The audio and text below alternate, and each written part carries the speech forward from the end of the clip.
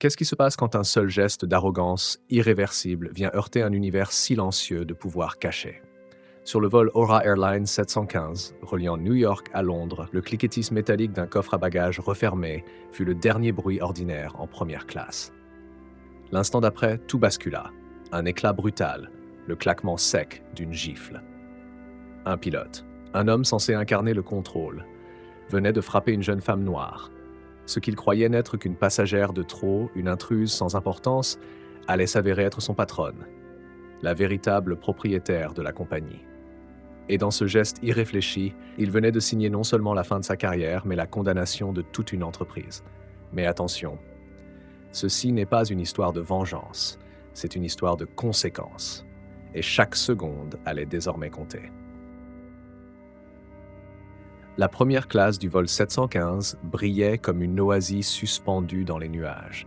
Le ronronnement régulier des moteurs Rolls-Royce berçait les passagers fortunés, un cœur métallique qui promettait une traversée paisible de l'Atlantique. L'air était parfumé d'essence de lavande et d'eucalyptus, se mêlant au cuir vieilli des fauteuils et aux effluves délicats des parfums, hors de prix. À 35 000 pieds d'altitude, les problèmes du monde semblaient si loin, réduits à de simples ombres invisibles. Dans le siège 1A, côté hublot, se tenait Sarafina Hayes. Aux yeux d'un observateur distrait, elle semblait presque déplacée dans cet univers de tailleurs sur mesure et de sacs griffés. Elle portait un simple hoodie en cachemire gris foncé, un pantalon de jogging noir parfaitement taillé et des baskets immaculées d'une discrète élégance. Ses cheveux, tressés avec soin, retombaient en une longue natte, soignée. Pas de bijoux ostentatoires, seulement une montre sobre à l'élégance si subtile qu'un œil non averti l'aurait jugée banale. Mais sur ses genoux, ce n'était pas un magazine de mode qui reposait. C'était une tablette, saturée d'équations complexes et de schémas de mécanique des fluides. Ses doigts traçaient parfois une ligne de code, son regard plongé dans une concentration glaciale. Elle n'avait que 28 ans, mais déjà bâti un empire technologique vendu pour des milliards. Elle avait disparu des radars, injectant sa fortune dans Helios Capital, un fonds qui rachetait des sociétés moribondes pour les ressusciter. Parmi elles, Aura Airlines, son pari le plus risqué, son projet le plus ambitieux. Et ce soir-là, Sarafina n'était pas là comme propriétaire. Elle était là comme passagère, incognito, prête à évaluer son investissement d'un œil froid. Car un vol en première classe révélait toujours plus qu'un rapport de 100 pages. Une hôtesse s'approcha, sourire impeccable, badge poli au nom de Chloé. « Mademoiselle, désirez-vous un verre de champagne avant le décollage ?» Sarafina leva à peine les yeux de son écran. « Juste une eau pétillante avec une rondelle de citron. Merci, Chloé. » Le prénom dit sans effort surprit l'hôtesse. Dans ce métier, on s'habitue à l'invisibilité. Être reconnu, même pour un instant, avait le goût d'un cadeau rare. À cet instant, un homme d'une cinquantaine d'années lutta bruyamment avec un bagage trop gros pour entrer dans le compartiment. Le tissu tendu de sa chemise trahissait un ventre rebelle. Son visage rougeâtre exhalait la suffisance. « C'est ridicule. Ces coffres deviennent plus petits chaque année, grommela-t-il. Chloé proposa poliment de l'enregistrer en soute, mais l'homme ricana, brandissant sa valise comme un trophée. « Ce Louis Vuitton vaut plus cher que votre voiture, chérie. » La tension monta. Mais avant qu'il n'explose davantage, Sarafina lâcha d'une voix calme, sans quitter sa tablette des yeux. « Elle a raison. Un bagage de ce poids deviendrait un projectile mortel en cas de décompression. Réglementation FAA, section 21, alinéa 589. » Le silence tomba. Tous les regards convergèrent vers elle. L'homme, vexé, cracha. « Et vous êtes qui au juste? L'agent de sécurité ?» Sarafina releva enfin la tête. Son regard brun, limpide et déterminé, le transperça. « Je suis une passagère qui préfère ne pas mourir écrasée par un sac hors de prix. Alors laissez cette hôtesse faire son travail. » Sa voix n'était ni agressive, ni haute, mais elle claquait comme un verdict. L'homme capitula, non sans théâtralité, confiant sa valise à Chloé sous les regards gênés des passagers. Sarafina, déjà revenue à ses équations, but tranquillement une gorgée d'eau citronnée. Pour elle, ce n'était qu'une distraction mineure, une variable réglée. Elle ignorait que la véritable menace, le point de rupture de tout ce système, s'apprêtait à franchir la porte du cockpit. La porte du cockpit s'ouvrit dans un claquement sec, et ce fut comme si un roi franchissait le seuil de son royaume. Le commandant Robert Sterling apparut, silhouette droite, uniforme impeccable, épaules marquées des 4 galons dorés. Ses tempes grisonnantes, sa mâchoire carrée et sa voix de baryton composaient l'image parfaite du pilote de l'âge d'or de l'aviation. Mais derrière ce vernis, il portait une certitude dangereuse. Ici, à bord, il était la loi. Il traversa la cabine avec l'assurance d'un homme habitué à régner.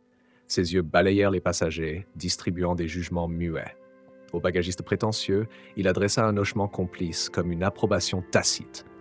Puis son regard s'arrêta sur Sarafina. Une femme noire, en hoodie, en première classe. Son esprit formaté fit aussitôt les calculs. Une intruse, une passagère hors catégorie, un symbole de la décadence d'un service qui, selon lui, n'avait plus de standard. Sa lèvre se crispa en un rictus de mépris. Il continua vers le galet, tonnant. « Chloé, le café du cockpit est imbuvable. Faites-moi un vrai café, une presse française corsée. » L'hôtesse sursauta mais obéit, l'instinct de survie plus fort que la gêne. Sterling adorait rappeler, même dans les détails, que tout lui était dû. Son regard revint vers Sarafina, assise en un mât. Elle avait fini son verre d'eau, posé négligemment sur l'accoudoir sans l'avoir placé sur le sous-verre. Pour lui, ce détail insignifiant devint une provocation. Il avança, ses souliers brillants, claquant contre le sol. Un pas, puis deux, jusqu'à se dresser devant elle, son ombre engloutissant la lumière. « Mademoiselle, » gronda-t-il d'une voix forte, assez pour attirer l'attention. « Ceci n'est pas une gare routière. Ici, les verres se placent sur les dessous de verres. Nous ne sommes pas vos domestiques. » Des regards se tournèrent. Quelques passagers détournèrent les yeux, mal à l'aise. Le propriétaire du Louis Vuitton esquissa un sourire satisfait, heureux d'assister à cette humiliation publique. Sarafina leva les yeux. Son visage demeura impassible, sa voix calme. « C'était une simple négligence, je m'en excuse. » Mais Sterling ne voulait pas d'excuses. Il voulait soumission. Il voulait voir cette femme fléchir. « Vous croyez que mes hôtesses sont là pour ramasser vos erreurs? Elles veillent sur la sécurité de cet avion, pas sur vos caprices. » Une tension glaciale s'abattit dans la cabine. Sarafina inspira lentement, posa sa tablette sur le siège voisin et se leva. Sa stature n'était pas imposante, mais sa présence l'était. Son regard planta celui de Sterling avec une intensité qui fit vibrer l'air. « Je comprends parfaitement, commandant, » dit-elle d'une voix basse, tranchante comme une lame. « Vous êtes un homme qui confond son uniforme avec sa valeur, et croyez-moi, ce genre de confusion est un danger pour une compagnie aérienne. » Un frisson parcourut la cabine. C'était plus qu'une réponse. C'était une gifle invisible, une remise en cause de toute son autorité. Le sang monta au visage de Sterling. Les veines de ses tempes se gonflèrent. Son souffle devint rauque comme un fauve acculé. « Écoute-moi bien, ma petite, » cracha-t-il en se penchant si près que son haleine de café amer lui effleura la peau. « Cet avion est à moi. Mes règles, mon autorité. Et toi, tu me devras le respect. » Le mot « ma petite » résonna comme une insulte, comme un rappel brutal des siècles de condescendance que Sarafina avait toujours refusé de subir. Elle le regarda, le visage d'une froideur implacable. « Vous êtes en train de dépasser la limite, commandant, et vous n'avez aucune idée de ce que cela vous coûtera. » Mais Sterling ne voyait plus rien. Ni la cabine, ni les passagers médusés, ni Chloé tétanisée à quelques mètres. Il ne voyait qu'elle. Cette jeune femme qui osait le défier.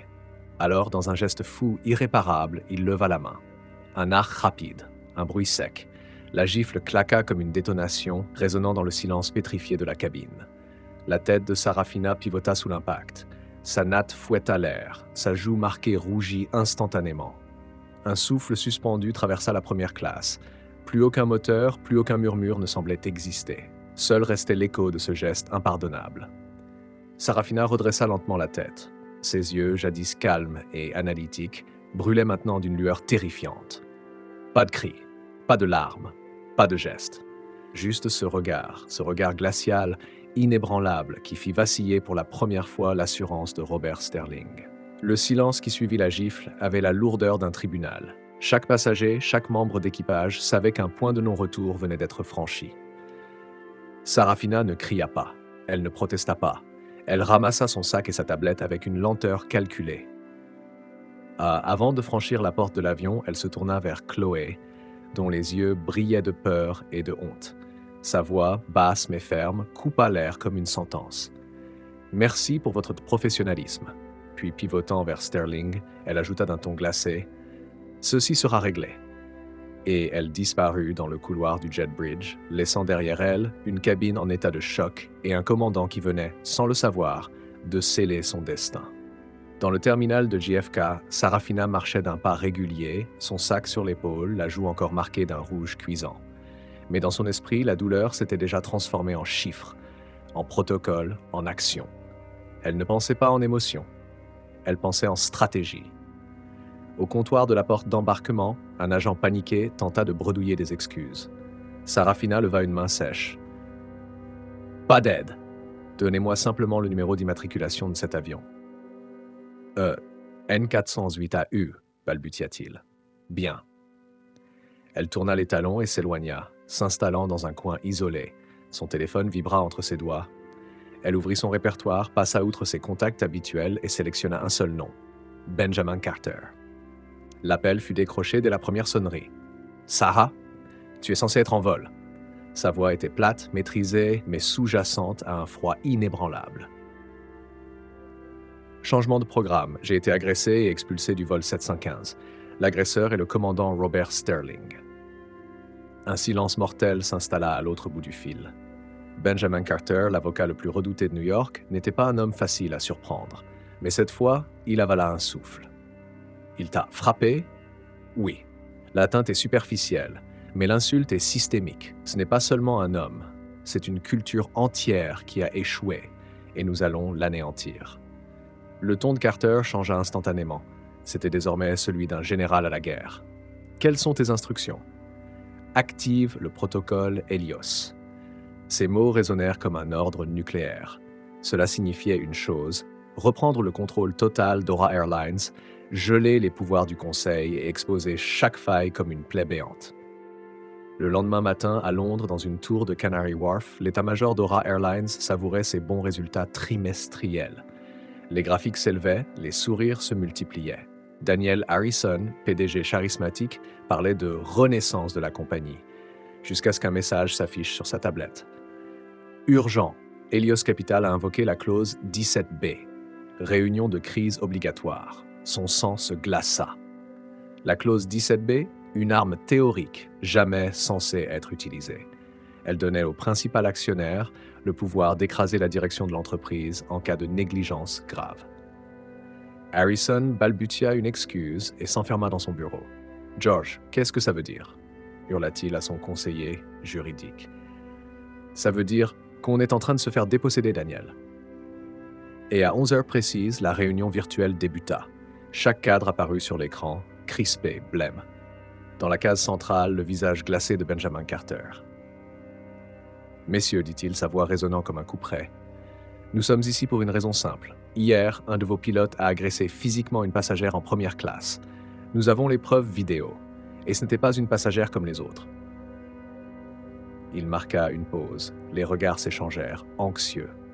Puis un nouvel écran s'alluma. Et là, dans un décor sobre, le visage de Sarafina Hayes apparut. Son regard froid, sa joue encore marquée, sa voix nette. « Messieurs, permettez-moi de me présenter.